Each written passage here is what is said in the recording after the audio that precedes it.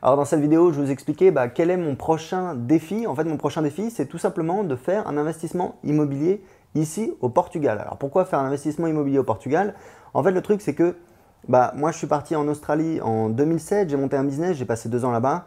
Ensuite, j'ai rencontré ma femme qui est colombienne. Je passais la moitié du temps en Colombie. J'ai vécu pendant 1 an et demi en Colombie. Je voulais faire un investissement immobilier là-bas, donc en fait, j'ai acheté un terrain, ça s'est mal passé. J'ai récupéré mon argent, j'ai failli tout perdre, j'ai failli perdre 80 000 euros. Finalement, j'ai acheté un petit studio qui est en location actuellement dans la petite ville de Yopal où j'habitais et qui fait à peu près entre 8 et 9% de rentabilité. Donc c'est un petit investissement.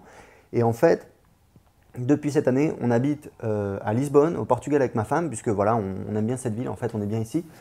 Et l'idée, c'est de faire donc un investissement immobilier. Alors, pourquoi? Parce que tout simplement, moi, grâce à mon entreprise, sur Internet, j'ai plusieurs sites Internet, je vends des formations, etc. Ça me permet de générer du cash. Après, l'idée, c'est comment on va faire fructifier un petit peu cet argent. Et donc, l'idée, c'est de trouver un petit peu des débouchés. Et un des débouchés, bien évidemment, c'est l'immobilier. Donc, c'est pour ça que on cherche à investir.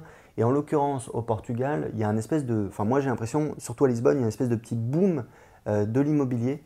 J'ai d'ailleurs une cliente de mes formations qui a créé le site internet de son agence immobilière grâce à mes formations. Nathalie, qui a créé une agence immobilière en Algarve. L'Algarve, c'est, si vous voulez, vous avez le Portugal. Donc, ça fait une bande comme ça. L'Algarve, c'est la région au sud, c'est la côte. Et c'est une région très touristique, très jolie. Et en fait, le business est en plein boom. Donc elle a créé son agence immobilière. Elle a essentiellement des clients français donc, qui achètent des biens immobiliers pour s'installer là-bas, etc. Parce qu'en fait, depuis 2 ans, il y a une politique fiscale intéressante, notamment une exemption d'impôt sur le revenu pour les retraités étrangers qui viennent s'installer au moins 6 mois de l'année au Portugal. Donc voilà, ils profitent un petit peu de ce boom. Ici à Lisbonne, j'ai l'impression qu'il y a quand même beaucoup de gens qui cherchent à investir, notamment des Français, mais pas seulement. Il y a également des Britanniques, ça vient de partout, il y a même des Chinois. Et en tout cas, moi j'aimerais également investir. Et en fait, la difficulté, c'est que je ne parle pas portugais, ou très peu, enfin même très peu, quasiment pas. Donc déjà, mon premier défi, c'est d'apprendre la langue, parce que acheter un appartement ou une maison ou même un immeuble, c'est possible d'acheter un immeuble. Il y a des immeubles à Lisbonne pour 300 000 euros. J'ai vu des trucs. Alors en banlieue de Lisbonne, bien évidemment, pas dans Lisbonne même, pas dans le centre, mais j'ai vu des immeubles de 300 000 à 400 000 euros avec 6 appartements, quoi. Donc voilà, donc le premier défi, c'est d'apprendre la langue. Je vais suivre des cours, je vais apprendre le portugais. Moi, j'ai appris l'anglais tout seul, j'ai appris l'espagnol tout seul, ce qui m'a permis justement de réussir en Australie, de entre guillemets réussir en Colombie. J'avais mon business sur Internet, mais j'ai pu faire un investissement et puis j'ai pas mal profité de la culture. L'idée maintenant, c'est de partager avec vous un petit peu cette nouvelle aventure, ce défi sur mon blog, comment faire mon trou ici au Portugal, où moi je pense que je vais m'installer au moins 2, 3 ans minimum, voire plus, parce que c'est un super pays avec une très bonne qualité de vie, c'est pas cher, les gens sont sympas, c'est safe. Niveau sécurité, évidemment c'est le standard européen, c'est pas l'Amérique latine. Donc voilà, donc il y a pas mal de choses et je pense que ça peut vous intéresser justement de suivre un petit peu cette nouvelle aventure, de voir si je vais m'en sortir parce que j'ai des atouts à la base, j'ai des qualités, mais il va falloir travailler, il va falloir prendre les bonnes directions, trouver les bons contacts. Je suis déjà allé à une réunion à l'Alliance française je crois que c'est l'UFE, c'est l'Union des Français à l'étranger. Donc beaucoup de gens retraités, justement des Français retraités. Et c'est rigolo parce qu'à midi, je me suis retrouvé j'ai abordé un Français qui a une petite soixantaine. Et c'est rigolo parce qu'en fait, on discute et je lui dis vous faites quoi? Et il me dit moi en fait, j'ai des sites internet. Je dis c'est marrant, c'est ce que je fais également. En fait, il vend des maisons en kit sur internet, il fait de la vente comme ça. Et ce qui est rigolo, c'est que du coup, je l'ai invité, on allait déjeuner. Et en fait, je lui dis j'aimerais bien investir dans l'immobilier. Et il me dit moi en fait, j'ai mon frère qui fait ça. Mon frère, il est marchand de biens sur Paris et son frère, ça fait 30 ans donc il fait de l'immobilier à Paris, même 30 ans ou 35 ans. Ouais, 30 ans, on va dire 25-30 ans. Et son frère, il est, il est riche de chez riche de chez riche. Mais c'est pas possible, quoi. Il m'a dit, il connaît tout le monde sur Paris.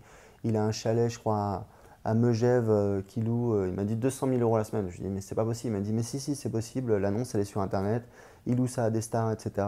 Donc voilà, donc c'est rigolo parce que vous voyez comment justement, j'en parle pas beaucoup sur Remy and Famous, mais pour moi, ce qui m'a aidé à réussir, enfin, entre autres, ça a été il y a 10 ans de découvrir un petit peu tout le développement personnel, la communauté de la séduction en ligne, où voilà, j'ai appris pas mal de choses, je suis un petit peu sorti de ma zone de confort, et notamment le fait d'apprendre à rencontrer les gens, à parler avec les gens, à écouter les gens. Voilà, j'ai relu là un livre qui avait changé ma vie il y a 10 ans qui s'appelle Comment se faire des amis, qui est un titre un peu idiot, mais qui est un super livre que tout le monde devrait lire pour pas se faire des amis spécialement, le titre est un peu cucu, mais oui aussi se faire des amis, mais surtout être capable de se faire apprécier des autres et d'arriver à les influencer voilà, pour arriver à ses fins. Ce qui peut paraître manipulateur et salaud, mais en fait c'est juste une question de… Voilà, tout le monde veut arriver à ses fins, etc. C'est pas forcément mauvais, on ne fait pas faire des choses mauvaises aux gens. Simplement, on essaie de les influencer pour qu'ils aillent dans votre sens. Ça peut être voilà, pour trouver une copine, pour bien vous entendre avec vos collègues, pour convaincre votre patron de vous augmenter, pour évidemment vendre à des clients, etc., etc. Donc c'est un super livre. Et voilà, toutes ces aptitudes comme ça, ces aptitudes un petit peu sociales, c'est des trucs qu'il faut cultiver, qu'il faut développer. Moi, je sais que voilà, on était là en train de manger notre buffet, hop, je l'ai abordé, hop, c'était intéressant, je me suis fait un super contact et je lui ai proposé de venir déjeuner. On a déjeuné ensemble, il m'a raconté cette histoire et en fait, il m'a raconté qu'il y a donc son frère qui va venir, donc son frère qui est dans l'immobilier. Et je suis allé regarder sur internet et enfin voilà, il a un site internet, etc. Enfin voilà, effectivement, il a une très très grosse boîte. Et donc son frère va venir en fait pour rencontrer un Français qui fait de l'immobilier justement à Lisbonne. Donc j'ai dit à la personne que j'avais rencontrée, c'est super quand voilà, tu vas les rencontrer, etc. Tu me raconteras un petit peu. Donc vous voyez un petit peu de fil en aiguille comment on peut arriver à remonter. Alors bien sûr, il y a les tracasseries administratives. Pour info, j'ai même pas de compte en banque au Portugal. Donc là, en fait, justement, je vais commencer à faire les démarches pour avoir un numéro en fait, de résident fiscal au Portugal, c'est-à-dire pour payer mes impôts au Portugal, pour avoir un compte en banque, pour commencer voilà, à mettre mes revenus au Portugal, pour montrer à la banque, etc., que je suis quelqu'un qui a des revenus, qui est sérieux, qui est stable, etc. Parce que, évidemment, pour faire mon investissement immobilier, je vais utiliser le levier du crédit, le levier de la banque, et donc je vais emprunter auprès d'une banque. Alors, pas la totalité, mais je pense voilà, de l'ordre de 70 voilà, 70%, je pense que je vais apporter voilà, 20-30% apport. Voilà, écoutez, j'ai dit pas mal de choses, j'espère que ça va vous plaire. Si vous voulez me suivre, recevoir chaque semaine mes conseils par email, inscrivez-vous en dessous de cette vidéo. Je vous dis à très bientôt. Ciao.